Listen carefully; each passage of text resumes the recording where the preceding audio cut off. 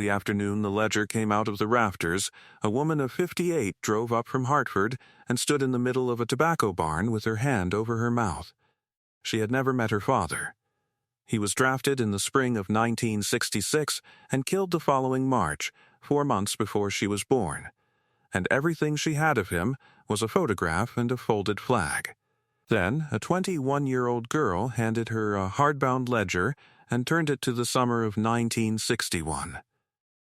There were 11 pages about him. What he weighed when he came north, how fast he could sew lath. That he sang while he worked, and the crew boss let him because it kept the pace up. That he asked to be taught the curing and stayed late 4 nights a week to learn it. That he was the best hand on that crew, and the man who wrote it down said so twice. Her father was 17 years old on those pages, and alive, and good at something. The man who kept that ledger was Wilfried Sokolowski. He ran the curing in that barn for 41 years, and he died in November. Nobody in Hadley knew what he had wired to the collar tie above the top tier, and he never told a living soul. Nobody would have found it. Except that a girl with nowhere to live paid $10 for a barn nobody wanted, and went up into the rafters to see whether the roof was worth saving. This is one of those stories. If stories like this mean something to you, hit subscribe, and tell us in the comments where you're watching from. We love seeing how far these stories travel. She was 21 and she had nothing left. $230 in a bank account she checked too often. A 2007 Elantra with a rusted rocker panel. 6 banker's boxes in a storage unit in Northampton at $62 a month. Everybody she belonged to was in the ground. Ivy Sokol lost her mother at 15. Her father was never in it, and she has never used a harder word about him than that. From 15, she was raised by her great-aunt Bernadette in a small house on Russell Street in Hadley, Massachusetts, with a grape arbor and a cellar full of jars. Bernadette started forgetting things in the winter Ivy turned 19. It went the way it goes. She went into a memory care unit in Amherst in the September after that. And the house was sold in April to pay for it. Because the care cost $9,200 a month, and the house was the only thing there was. That is not anybody being cruel. That is arithmetic, and the state requires it.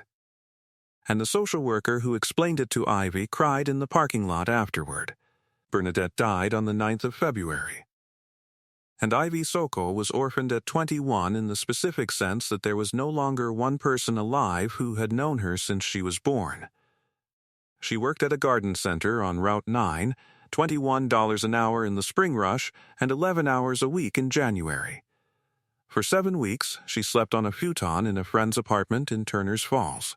And then the friend's lease came up for renewal, and the rent went to $1,900, and the friend moved to Rhode Island. She heard about the barn at the garden center, from a customer, over a flat of marigolds. The Kestrel Valley Land Trust had bought the Zawacki farm the previous autumn. 84 acres of Connecticut River bottomland. It is some of the best soil in New England and the reason anybody ever farmed that valley at all. A land trust buys farmland to keep it farmland. It puts an agricultural restriction on the deed and leases the fields to a working farmer. And that is the whole of the mission. What a land trust does not want is a 108-year-old wooden building it has to insure, inspect and re-roof out of a budget that is mostly grant money for soil. So in March the board voted to convey the barn and 7/10 of an acre under it, separately, for $10, to any person who would sign a preservation restriction and keep the structure standing and safe. They had it on their website for 11 weeks. 2 people asked. Both wanted to take it down and sell the chestnut. Ivy Sokol called on a Tuesday, and the executive director, a woman named Priya Raghunathan, told her to come out Thursday and to wear boots. "I want to be unpleasant with you for about 4 minutes," Priya said, standing in the doorway.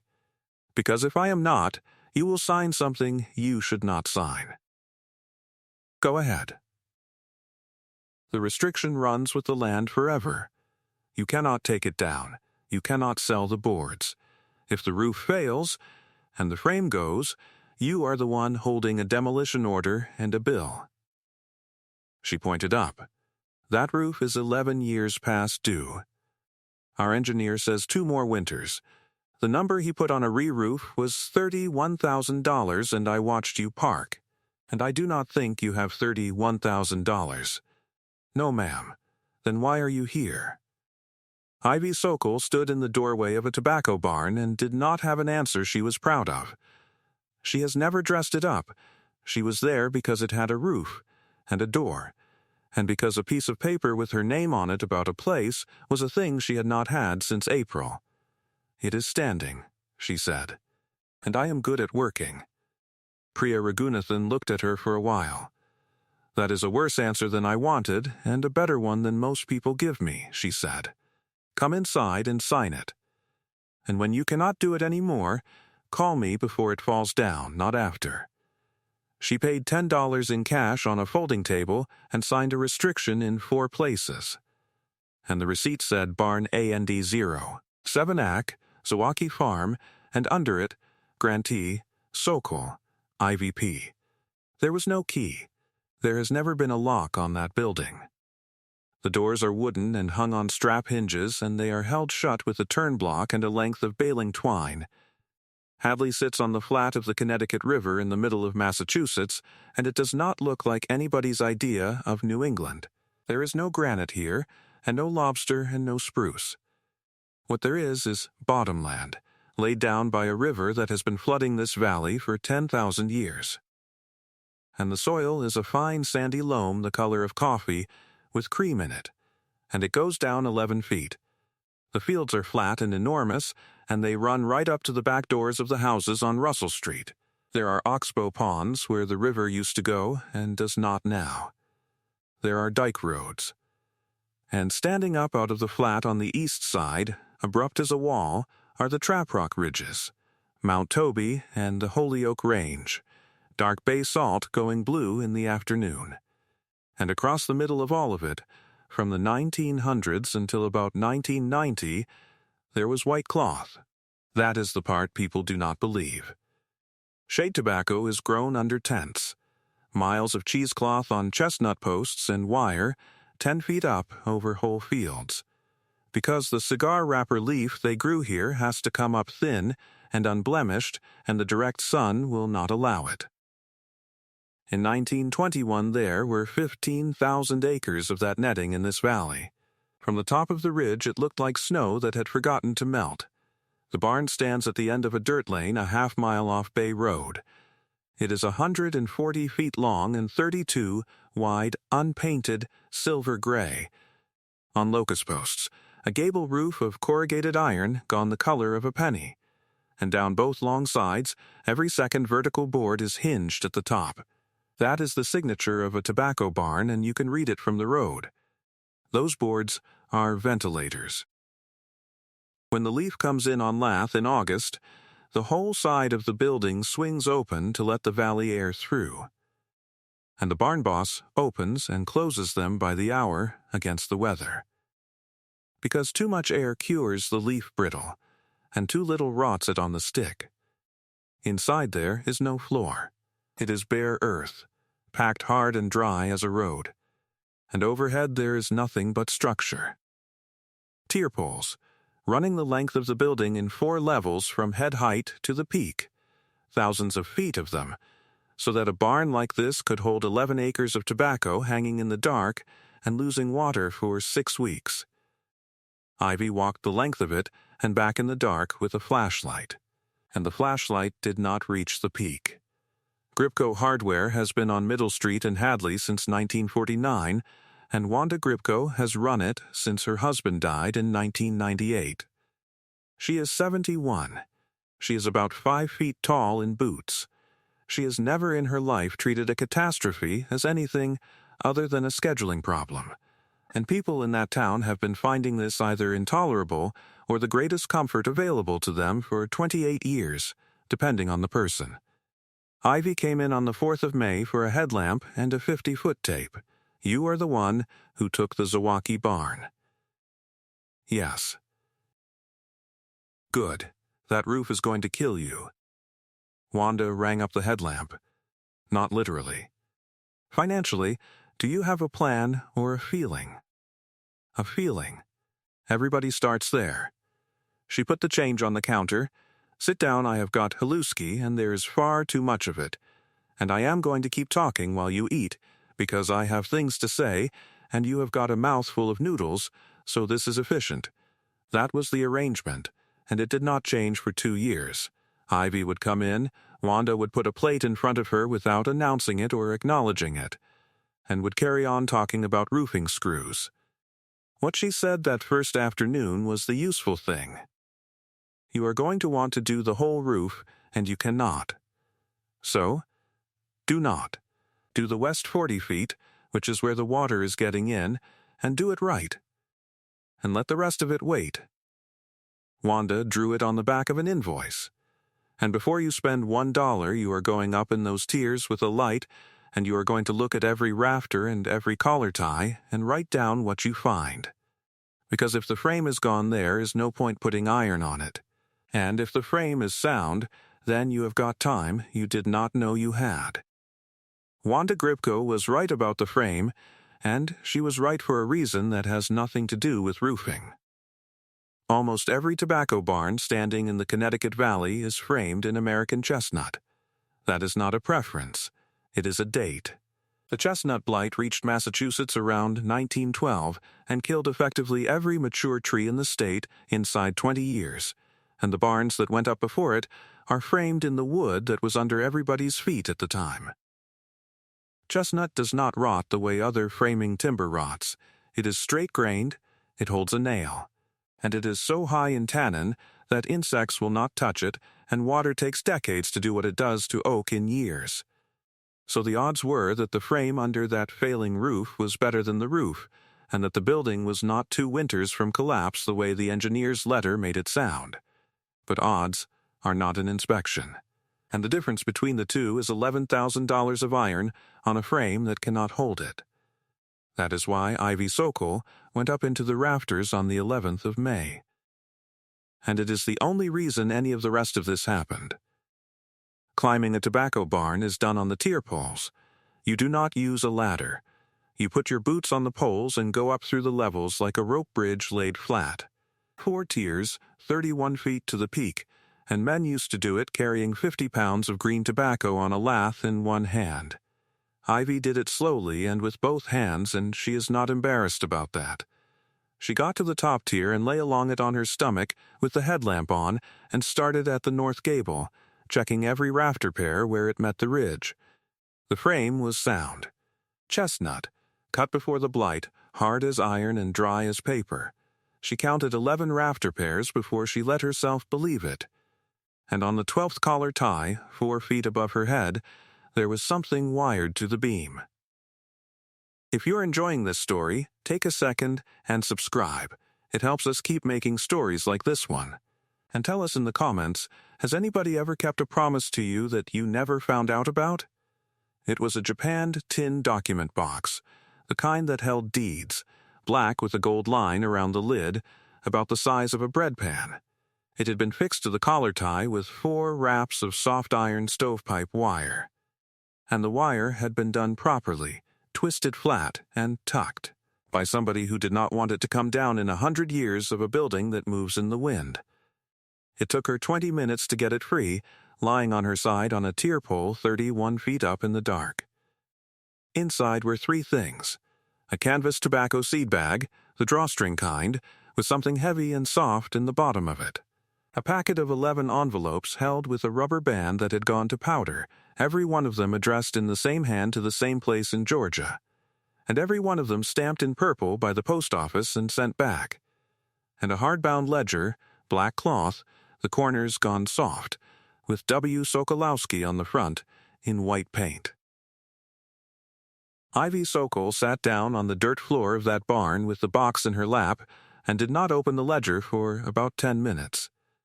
Because her own name is Sokol, and her great-aunt's people came from that same 3 miles of the valley, and she did not yet know whether she was about to read about a stranger or not. He was not a relation. She checked that first, and it took her about 4 minutes, and she was disappointed and then relieved in that order. Wilfried Sokolowski was born in Hadley in 1929 to Polish farm people, went on to the tobacco at 14. And from 1954 until the barn stopped taking leaf in 1995, he was the man who ran the curing in it. The first 2/3 of that ledger is the work, whether twice a day, every day of every curing season, for 41 years. Which ventilator boards were open and by how much, temperature at the top tier and at the bottom. Because a barn cures top down, and the difference between those two numbers is the entire craft. Days on the stick. When he closed the barn against a cold snap, and when he opened it in a fog and regretted it. There are pages on judging leaf by hand, how wet is too wet to hang, how you feel for it in the midrib, how the whole barn will tell you it is ready by smell 3 days before the color goes. And every August, at the front of the season, a crew list. Shade tobacco in this valley was handwork, and there was never enough local labor for it. So the growers brought people in every summer for most of a century. Polish and Irish families out of Holyoke and Chicopee.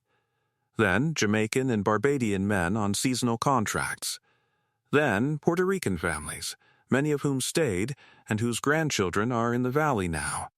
And through the 1940s, 50s, and 60s, high school and college students recruited out of the American South, brought north by the busload for the season and housed in camps on the farms. That is documented history, and it is not a secret. It is simply not in most people's picture of Massachusetts. Wilfried Sokolowski wrote down every crew he ever had. Name, age, where they came from, and what they were good at. The 1961 list has 31 names on it. The 11th is Renwick Adair, 17, Albany, GA. The last third of that ledger is about him. It begins on a page by itself in October of 1961, written slowly. 18 Oct 1961. What I owe and what I mean to do. The crew went south on the 9th. Settlement was short by a week for 4 of them because the Whitmore load did not sell until the 16th, and there was no way to know that on the 9th. 3 of them I have paid by money order, and they have cashed. The 4th is the Adair boy, and his money has come back twice. He gave me an address on Fairview in Albany, Georgia, and it is not a real address, or it is not his anymore, or somebody there is not signing for it. He is 17 years old. I do not think he was lying to me. I think he did not know where he was going to be. He is owed $118.40. I want it written down what he was, because a settlement sheet does not say it. He came off that bus in June weighing about 130 pounds, and he could so laugh faster by the 4th week than men who had done it for 10 years. He asked me on the 2nd Saturday to teach him the curing, and I said no, because nobody asks that. He asked again the next Saturday. I taught him from July. He stood in this barn on the 8th of October with his bag already packed, and he said, "I will see you in June, Miss Sokolowski, so I am going to hold his money. I am not going to spend it, and I am not going to put it in the company account where it will be swept. And I am going to put in a little every year. Because $118 in 1961 will not be $118 when he comes. And a man ought not to be paid late and short both. Then a ledger inside the ledger. 64 years of it, 1 line at a time. June 1962. He did not come. Crew is 29 this year, no Georgia boys. 4 Sep 1963. Wrote the church on Fairview, no answer. 7 June 1965. $9. He did not come. I do not know what else to do but keep the amount right. 11 Nov 1968. Wrote the Albany paper to ask if they would run a notice. They wanted $14 and I sent it. No answer. 3 June 1971. 12. 10 years. 19 Sep 1978. $15. Bernadette Sokol asked me today why I never married. I did not have a good answer, and I still do not. 2 Aug 1986. $20. Barn took 9 acres this year. It is going out of style, and everybody knows it, and nobody says it. 14 Oct 1995. Last leaf came out of this barn today. 41 years. I did not think it would be a Tuesday. 6 June 2004. $25. am 75, 9 May 2016. $30. There is a machine at the library now that finds people. The girl showed me. I could not make it work. 2 Nov 2025. $20. Hands, and on the last written page, in a pen that ran out halfway and was changed for another, whoever finds this. My name is Wilfried Sokolowski. I was born on Russell Street in 1929, and I ran the curing in this barn from 1954 to 1995, and there is nothing else about me worth writing down.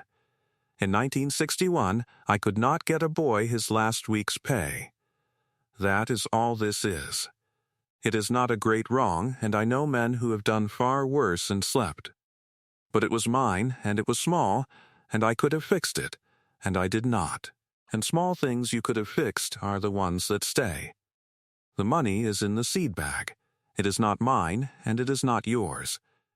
It belongs to Renwick Adair of Albany, Georgia, born about 1944, who could so laugh faster than anybody I ever had in this building, and who asked twice to be taught something nobody asks to be taught. It is yours to carry now, and I am not going to choose better than you can. If he is alive, pay him. If he is not, find who came after him and pay them. And tell them what he was, because the pay is the small part. The wire on this box will hold. Do not use the third tier on the west side. The pole is punky at the north end.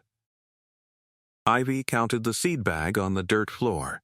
It came to $11,440 in bills from every decade since the Kennedy administration, and the newest of them was from November. She found him in 9 days. And it was easy, and it should not have been. Renwick Adair went home to Albany, Georgia in October of 1961 and worked, and married a woman named Corinne Bell in 1965 and was drafted in the spring of 1966. He was killed on the 14th of March, 1967. He was 22. His daughter Renata was born in July of that year, 4 months after he died, and named for him. She is 58, and she is a school nurse, and she lives in Hartford, 41 miles from that barn. And she has driven past the exit for Hadley on Interstate 91 several hundred times in her life. The letter Ivy wrote her took 9 drafts and was 4 paragraphs long, and she has never let anybody read it, including Wanda Gribko, who asked twice. Renata Adair Boyce came up on the 22nd of June. Ivy had thought about how to do it for a week, and in the end she did the only thing that made sense. It was to do nothing at all. She did not clean the barn up. She did not put out chairs. She met her at the end of the lane and walked her in and handed her the ledger open at the 1961 crew list, and then went and stood 40 feet away by the north door and let her be. There are 11 pages about Renwick Adair in that book. Renata Boyce had a photograph, a folded flag, a service record, and 2 anecdotes. And that was the entire contents of her father for 58 years. What she got that afternoon was 11 pages of a man watching her father work, in the present tense, written by somebody who liked him. He weighed about 130 pounds. He sang. He was fast by the 4th week. He asked twice to be taught the curing and stayed late 4 nights a week to learn it. He was the best hand on the crew, and the man who wrote it down said so twice, once in July and once at the end. She took the money. She took it because refusing it would have been about her and not about him, and that she had spent enough of her life making decisions about a man she never met. Some of it went to a scholarship at the high school in Albany in his name for a graduating senior going into a trade. She has been back to the barn 9 times. The story got out in the way it does. The Daily Hampshire Gazette ran it in August, and then it went further than that. And by the autumn there were people coming down the lane on Saturdays. That turned out to matter for a reason nobody planned. There are people in this valley in their 70s and 80s who came north on those buses and stayed. There are more of them than the histories account for. Because the seasonal crews are the least documented part of a well-documented industry. Growers kept payroll. Almost nobody kept names. Wilfried Sokolowski kept 41 years of names, ages, hometowns, and what each person was good at. 1,109 people, by Ivy's count, which she did over 2 evenings with a pencil. The public history program at the university in Amherst took a scan of the whole book. So did the Historical Commission in Hadley. 2 families have found a grandfather in it who never talked about those summers. One man in his 80s came out from Springfield, read his own name in the 1958 list, and told Ivy that he had spent 60 years wondering whether anybody up here had ever known it. The lumberman came in September. He was straightforward, and he was not a villain, and he had done his homework. It is why the number was serious. 140 feet of pre-blight American chestnut framing, cut before 1904, is not a thing that can be bought at any price, because the tree is functionally extinct.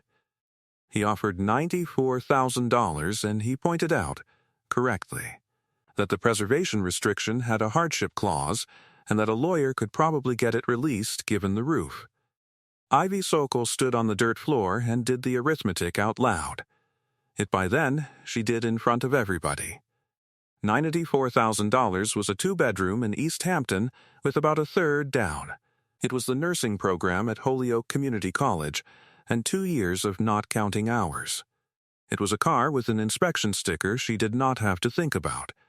She wrote back and said no in 3 sentences, and the letter was easy, and that this surprised her, because the ones before it had not been.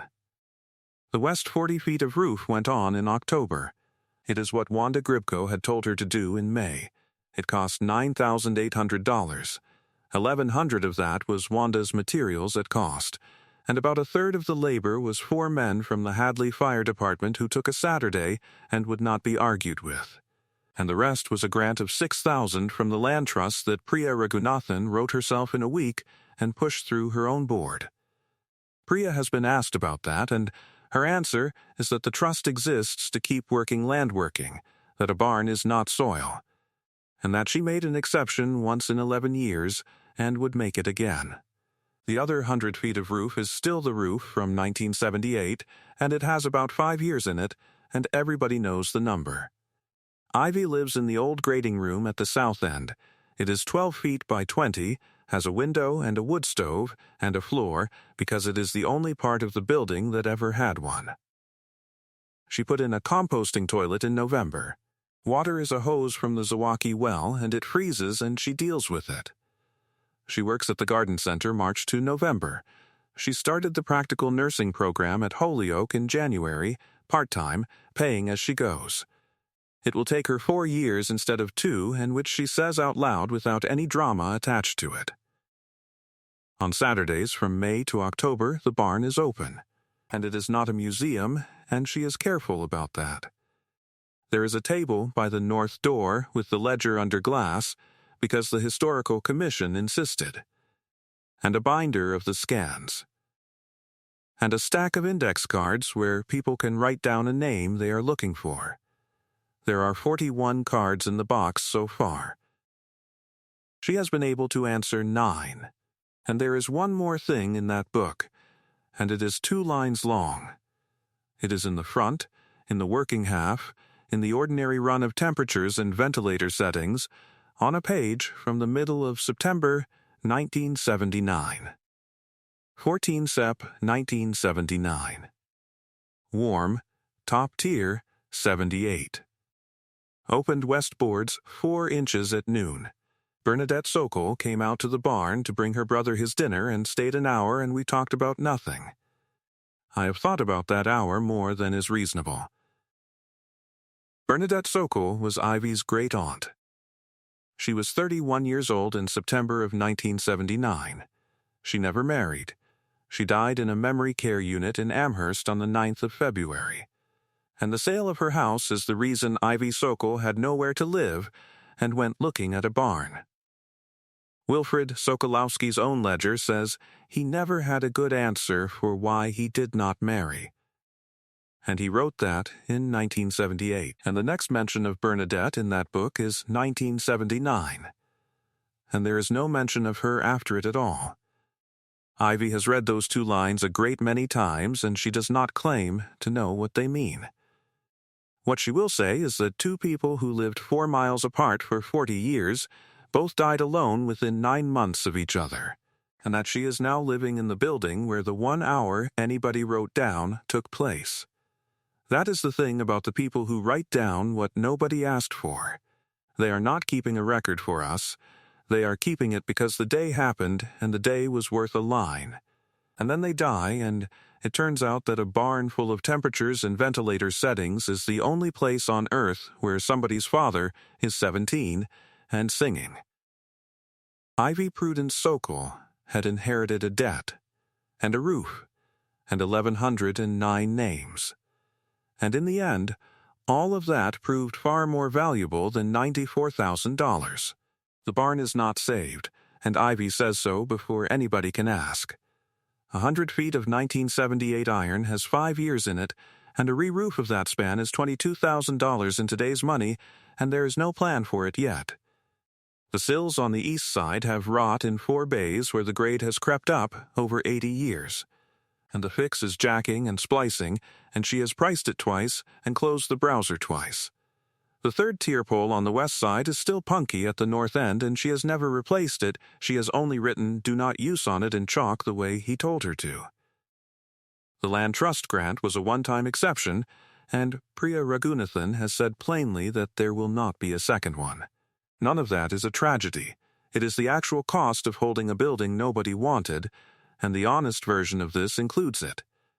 On an evening at the end of September, she went down the ventilator boards on the west side and closed them one at a time, the way it is done, 40 of them working north. Then she sat down in the open north doorway on the dirt with her back against the jamb and watched the light go off the trap rock ridge across the flat, dark blue, and then rose, and then gone, with the fields cut and the fog starting to sit in the low ground where the oxbow is. Her hands hurt. The west roof was tight. There were 41 cards in the box. It was the best $10 she ever spent. If this story moved you, subscribe to the channel and share it with somebody who needs to hear it. And tell me in the comments, is there anybody whose name you would put on one of those cards? We would love to read it. See you on the next Quiet Road.